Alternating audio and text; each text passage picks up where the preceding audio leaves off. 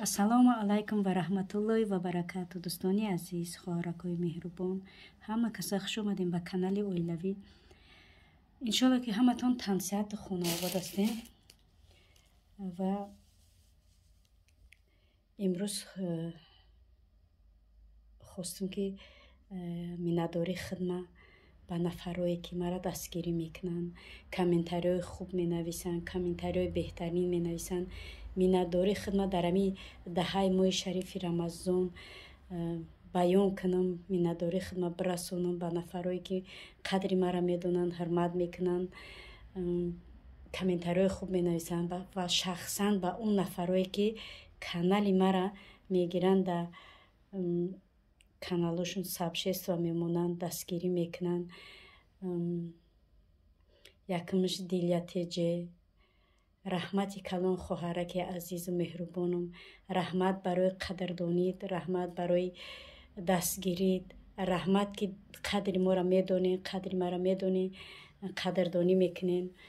раҳмат. худованд аз замину осмон аз шумо миннатдор бошад. баракати дунё дар сартон биреза. худованд ҳамавақт саломату сарбаланд бошед. дар камоли пирӣ фарзандакот дастёрат, мададгорат бошанд. ва бо канали Мама Лайф ки зани беҳтарини беҳтариноа чанд бор шид канал ма дастгирӣ мекунад.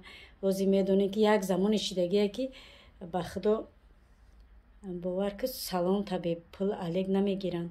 замони шидагие хай ака мисол ягон ҷои чи нест. раҳмати калон ки дар ин вақти рамазон, дар ин вақте чи ҳамеқа просмотрашон мисол чи болоа пастай чи хеле ҳаст нест ки канали мара мегиранд, бо сабшеста мемонанд.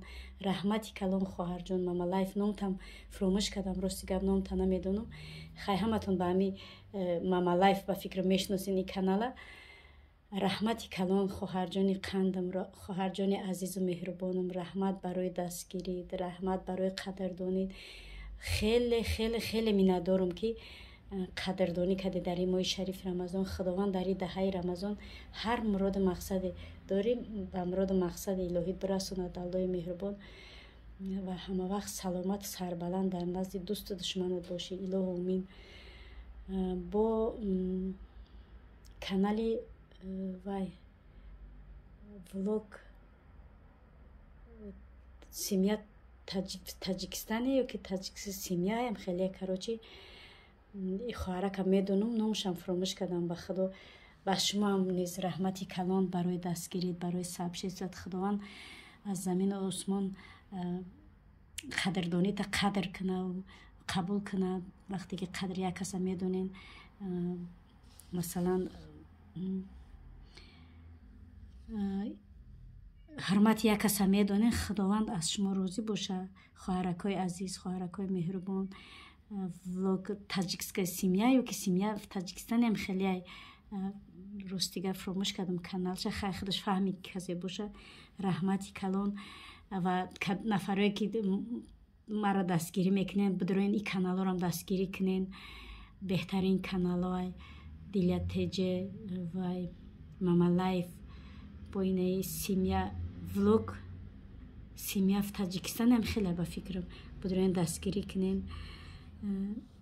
иншоалло каналҳои беҳтаринай, беҳтарин зананд, беҳтарин хоҳаранд, беҳтарин модаранд. худованд аз ҳамаи шумо розӣ боша. миннатдорам. аллоҳ рӯзаву намозтона дар ин даҳаи рамазон қабул бигардона. ҳар гуноҳе карден гуноҳотона афу мағфират бигардона ва ҳамавақт саломату сарбаланд бошед. раҳмати аллоҳ барои ҳамае ки дастгирӣ мекунанд мара. раҳмати калон хоҳаракҳои азизу меҳрубонам. дар ҳаққи якдигар даст мебардорем, дуо мекунем ки дар ҳамин даҳаи моҳи рамазон дуо тиловати мо ба даргоҳаш қабул шавад. ҳар муроди мақсаде дорем ба мақсадамон бирасем иншаалло. илоҳу омин.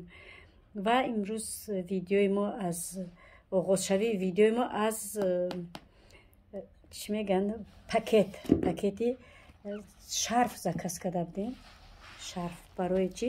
ҳозир ҳайрон мешавем ки нахуд шарф дар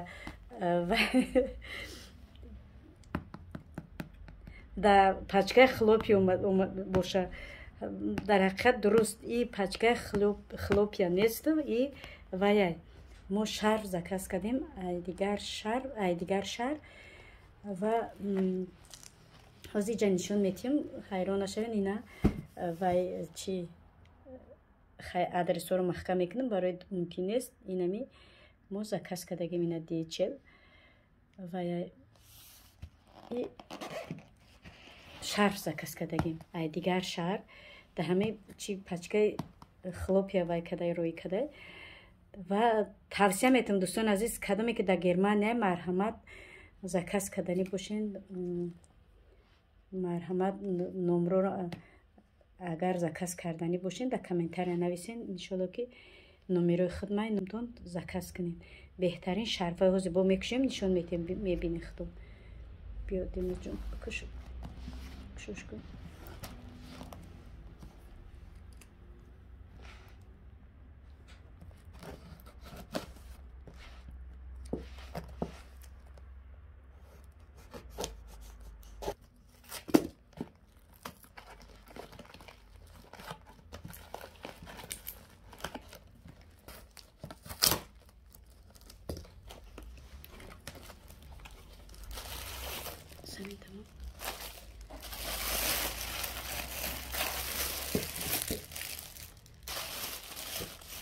Tamam.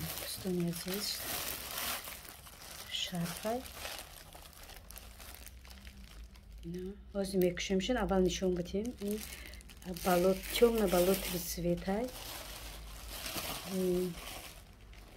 иш кабутай кабути на баланду на рушан ё чиян маечнян резинканку резинка ҳаста резинкои ҳархели маечняй материалш беҳад материалш вай хушрӯа агар ма ҳар хел сатроро рости гап вай чӣ намекунам ма миллион каса савол додум чӣ кардам ба вай кардам бинен материалш беҳад материали хушрӯа хеле патаки хеле ягон чӣ намебурора ва пурсупос кардам ба харидам инаиш ваяй коричневый цветай коричневый цвет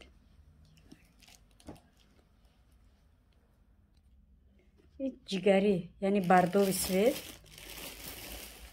ба худо материалш да гап нест мошалло ира бинен маечни агар нафаре ки материалшинос боша мефаҳманд материали маечни ма бисёр сатромам хеле айда ма шарф неу сатроман хеле маечниян вай занак ай Турсия нева ай Доғистон ай Чечения ба фикр меора Чечения меора шарфои тараф ганда шарфои хушра сатро шарфош як дугона дорам аму дугонаем ки да як видеом духи ваем кадак падаркам кадак туфам кадак як сол хонашон мерава вай Тоҷикистон мегум хонашон мерава хабаргирӣ аму шаҳри Чечня ай ҳамуҷа сатр меора ба мара падаркад дта сатр ята кабуд ята розови то ҳозира ба худом сатро да сари ман на пад бировардаган на ягон чи баъд амо дугонома гуфтам ки мада хеле чи дар кора кай вақте рафти гуфтам ватанат аймуҷа мада хеле чиё биёр шарф ё ки сатро биёр ба мара адреси ҳамин зана дод гӯ ай ҳамун шаҳри мо ай гуфт фақат меёранаш ё ки худаш барава худаш меёра ба ма ай ҳамуҷа заказ кардам агар касе ки да маъқул боша чӣ боша марҳамат да комментария нависед нафаро ки да Германия ина иш кабути тёмна кабутай ба худо материал ма ҳамин қанағз медидимам хеле чизора ки сатрора ва шарфора сатрам бисёр буда шарфи хеле резинка дорум вай материалш ай туркӣ гирифтаги материалш вай дигарай и тамоман дигарай иш сафед ира бинен субҳоналло ира бинен чӣ хел материалаш хушрӯай беҳад материали фасони хушрӯ иш ваяй сери тёмно серияй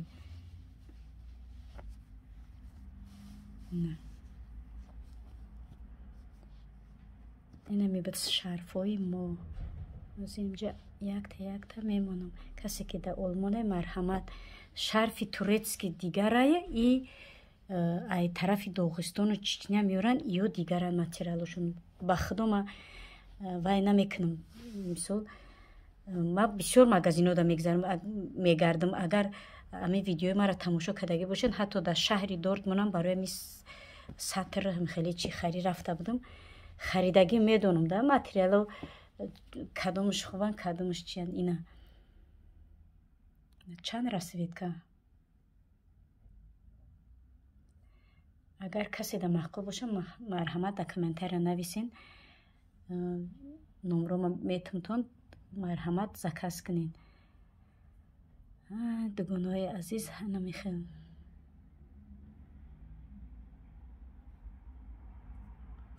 خیلی به همین ویدیو را با آخر میرسیم تا ویدیوی آینده.